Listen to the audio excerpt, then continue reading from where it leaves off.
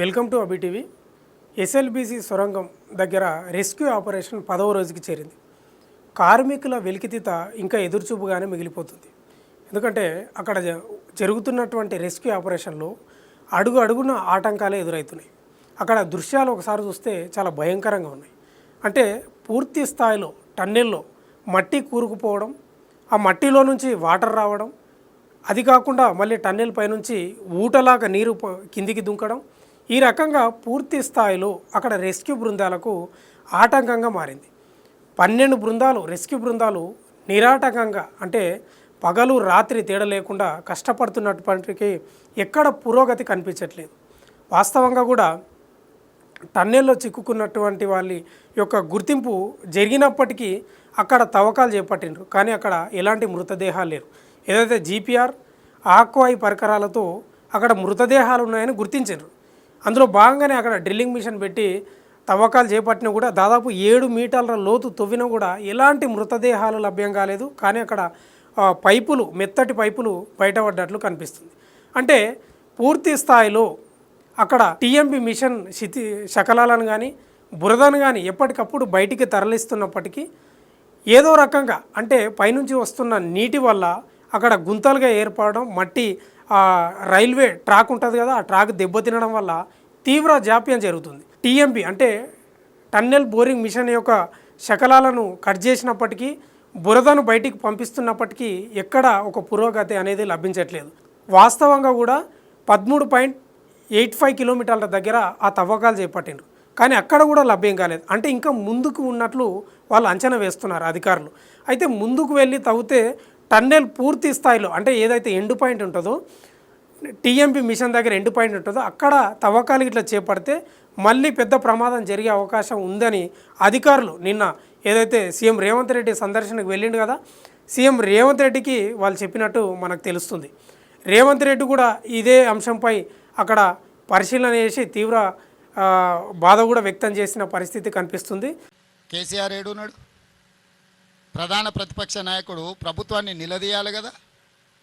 కిషన్ రెడ్డి ఏడున్నాడు? కిషన్ రెడ్డి ఏ ప్రచారాలలో తిరిగిండు? కేసీఆర్ ఎక్కడున్నాడు?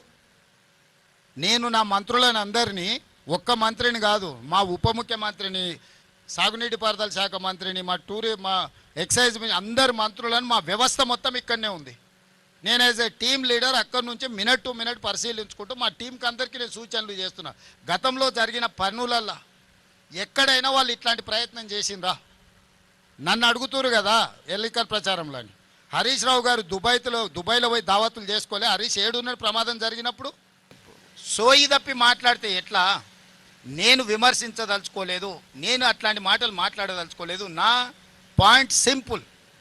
అత్యంత దురదృష్టకరమైన ప్రమాదం జరిగింది. ప్రమాదం నుంచి ఎట్లా బయటపడాలి, ప్రమాదంలో నష్టపోయిన కుటుంబాలను ఎట్లా ఆదుకోవాలి, జరిగిన సంఘటన నుంచి ఎట్లా బయటకు రావాలని మేము ప్రయత్నం చేస్తుంటే ఎట్లా బురద జల్లాలి అని వాళ్ళ మెదడులో ఉన్న బురదంతా తీసి మంత్రుల మీద.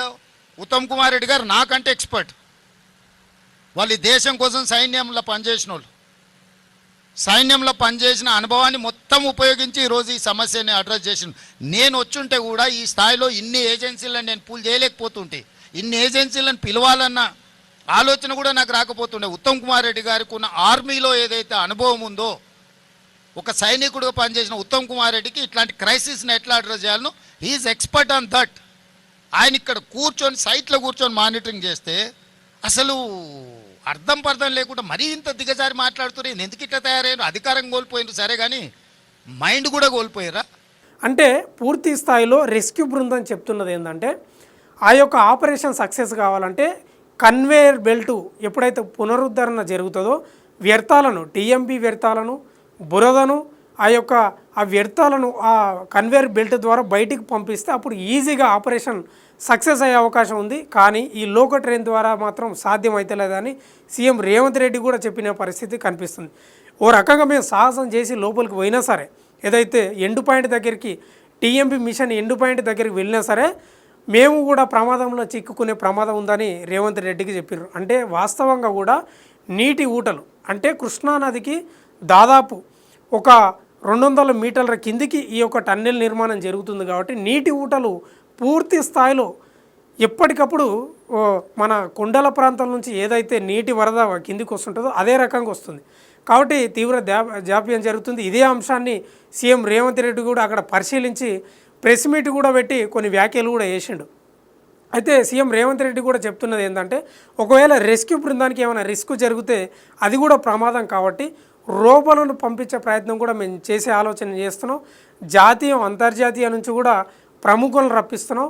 అందుకే రెస్క్యూ బృందాలు ఎంత సాహసం చేసినా సరే వాళ్ళు కూడా రిస్క్లో పడద్దు కాబట్టి మేము ఈ ఆలోచన చేస్తున్నాం. కాబట్టి వాళ్ళని ఎట్టి పరిస్థితుల్లో బయటికి తీస్తాం. ఏదైతే ఈ ప్రమాదం జరిగిందో అనుకోకుండా జరిగింది, 100% వాళ్ళకు బయటికి తీసుకొస్తాం. కాబట్టి రెస్క్యూ బృందాలు కూడా రిస్క్ పడకుండా మేము రోబోలను పంపించే ప్రయత్నం కూడా చేస్తామని సీఎం రేవంత్ రెడ్డి చెప్తున్న పరిస్థితి కనిపిస్తుంది. ఏదేమైనా కార్మికుల వెలికితీత ఒక ఎదురుచూపుగానే మారింది. ఇప్పటికీ 10 రోజులు అవుతుంది, ఇంకా వాళ్ళ యొక్క ఆచూకు ఇంకా లభ్యం కాలేదు. చూడాలి మరి రోబోలను పంపించి ఏ రకంగా ఆపరేషన్ కొనసాగిస్తారో వేచి చూడాల్సిన అంశం అయితే ఉంది. చూస్తూనే ఉండండి అభి టీవీని.